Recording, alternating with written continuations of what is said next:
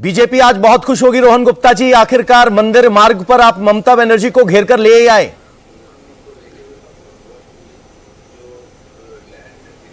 देखिए, कहावत है 900 चूहे खा के बिल्ली हज को चली। ममता बनर्जी या टीएमसी अब कुछ भी कर ले, बंगाल की जनता को मालूम है कि उनकी असलियत क्या है। जिस प्रकार से ये मुझे लगता है बहुत बड़ी घटना है कि बाबरी मस्जिद का निर्माण वहां पे हो रहा है, कि जिस बाबर ने बर्बरता से देश का इतिहास, खूनी इतिहास को रचा है, उसके नाम पे आप मस्जिद कर रहे हो। आप क्या मैसेज देना चाह रहे हो पूरे देश को? क्या ममता बनर्जी या उनकी सरकार सीरियस होती? क्या किसी की हिम्मत थी वहां पे बाबरी मस्जिद बना? नहीं। तो कहीं ना कहीं ये उनकी सहमति से ही हो रहा है और पूरा देश ये राजनीति को दे रहा है। और अब जब मालूम चल गया कि पश्चिम बंगाल की जनता इस प्रकार की तुष्टीकरण को स्वीकार नहीं करेगी, तब ये जो नाटक कर रहे हैं, तो मुझे नहीं लगता है कि जनता इस पर भरोसा करी। जनता ने अपना निश्चय कर लिया है। इस बार बुरी तरीके से ममता बनर्जी हार रहे हैं। और दूसरी बात, तुष्टीकरण की राजनीति को देश से पहले इन्होंने रख दिया। एसआईआर का विरोध कर रहे हैं, घुसपैठिए के सारे सरकार बनाए, रोहिंग्या के सारे सरकार बना रहे। क्या जनता उसको स्वीकार करेगी? बहुत ज्यादा रोष इनके खिलाफ है पवन जी, और ये इनको समझ में आ गया है। और इसलिए मरता क्या ना करता, और दिया जब बुझने वाला होता है तो ज्यादा फड़फड़ाता है। वही फड़फड़ाहट आपको टीएमसी का दिख रहा है कि अब कुछ भी कर ले, पर अब जनता भरोसा नहीं करेगी। जनता का दिल तोड़ चुके हैं। कम से कम मंदिर बनने का स्वागत तो कर दीजिए सर, आप चुनावी चश्मे से आगे देख ही नहीं पा रहे। बिल्कुल स्वागत है, बिल्कुल स्वागत है पवन जी, बिल्कुल स्वागत है। उसमें कोई गलत चीज नहीं है।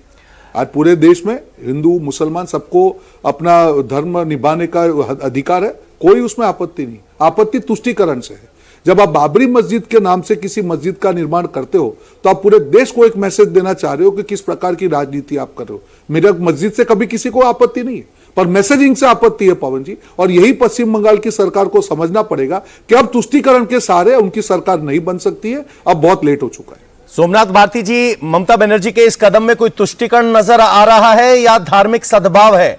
मंदिर बन रहा है, मस्जिद बन रही है, बंगाल में सब बम बम है। देखिए पवन जी, मैं बड़े शांतिपूर्वक सुन रहा था भाजपा के प्रवक्ता साहब को।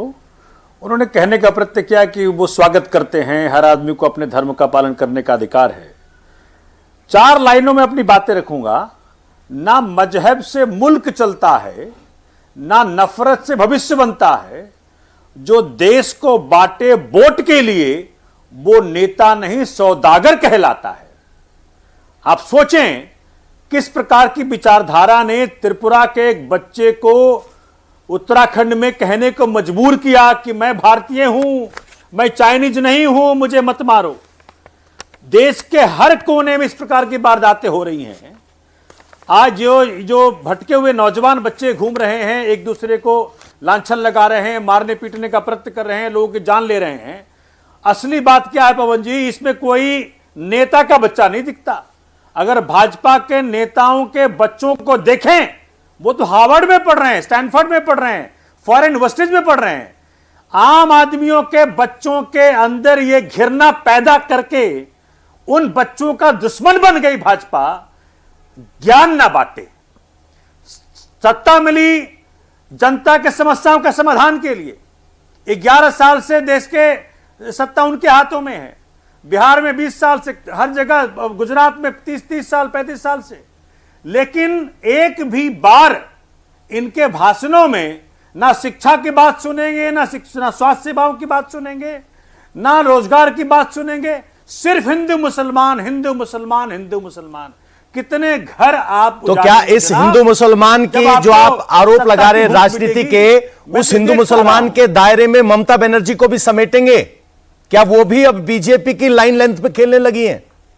अरे भाई देखो, ममता बनर्जी जो करें वो तो उनकी पार्टी आपको बताएंगे। मैं उनकी पार्टी का प्रवक्ता नहीं हूं, लेकिन मैं ये देख पा रहा हूं कि भाजपा ने पूरे देश की राजनीति को धर्म का जहर घोलने का जो प्रयत्न किया है, ये देश कहां से कहां जा रहा है पवन जी।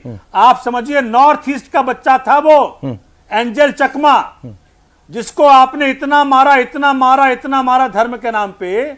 आज चाइना तो खुश हो रहा होगा उसका भी कि नॉर्थ ईस्ट के अंदर ही जो जहर भर रहे हैं आप।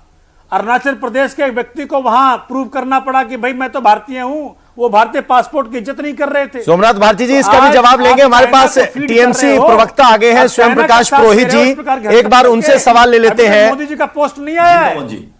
अब तक मोदी पुरोहित का साहब नहीं आया है। आपसे समझना चाहते हैं, ममता दीदी कहती थी ये बंगाल है, यहां धर्म की राजनीति नहीं होती।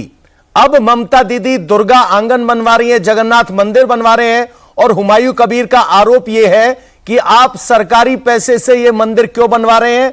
क्या यह दबाव है बीजेपी का बंगाल में मौजूदगी का कि आपको भी मंदिर मार्ग पकड़ना पड़ा? नहीं, देखिए, हुमायूं कबीर के बारे में उनकी बात की टिप्पणी का जवाब मैं नहीं दूंगा। देखिए, धर्म अपना अपना, उत्सव सबका, ये हमारी नेत्री ममता बनर्जी ने सदैव कहा है। रही बात दुर्गा पूजा की या दुर्गा आंगन की या जगन्नाथ धाम के मंदिर की, तो जब जगन्नाथ धाम का मंदिर बना, जो ये भाजपा के जो अपने आप को सो कॉल्ड हिंदुत्व के ठेकेदार बोलते हैं, उन्होंने वहां के प्रसाद को हराम कहा। इनके जो नेता है शुभेंदु अधिकारी, उन्होंने हराम कहा। रही बात दुर्गा पूजा की, तो पश्चिम बंगाल की जो संस्कृति है वो मां देवी, मां काली की भूमि है। ये मां की भूमि है, शक्ति स्थल है बंगाल की जो भूमि है। इस स्थल पे दुर्गा की पूजा हमेशा हुई है, मां काली की पूजा हुई है। तो यहां पर अगर दुर्गा आंगन बना रही है, अगर ममता बनर्जी के हस्तक्षेप से अगर दुर्गा पूजा कमेटियों को 1,10,000 रुपया तक दिया जाता है, मगर ये भाजपा के प्रवक्ता उस समय बर्नौल के ट्यूब लेकर के घूमते हैं। ये भाजपा के जो नेता है, चाहे वो शुभेंदु अधिकारी हो, देखिए इनके नेता दिलीप घोष है, जो दुर्गा के अस्तित्व पर उन्होंने सवाल उठाया। हम तो धर्म की बात, देखिए हम हिंदू है, मैं हिंदू हूं, कोई व्यक्ति मुस्लिम है, कोई व्यक्ति क्रिश्चियन है। दीदी तो अभी आप कलकत्ता में आइए, आज पार्क स्ट्रीट में घूमिए, मुझे नहीं लगता है कि क्रिसमस जैसा त्योहार पूरे देश में जैसा मनाया जाता है उससे अलग तरीके से बंगाल में मनाया जाता है। आप पार्क स्ट्रीट में घूमिए, किस तरह से साज सज्जा से सजाया गया है। पोर्तुगीज जब आए थे, पोर्तुगीज चर्च है यहाँ पर, पुर्तगाल का बनाया हुआ, उस चर्च पे भी आज भी लोग पूजा करते हैं। तो हम धर्म एक आस्था का विषय है, उसके ऊपर छेड़छाड़ करना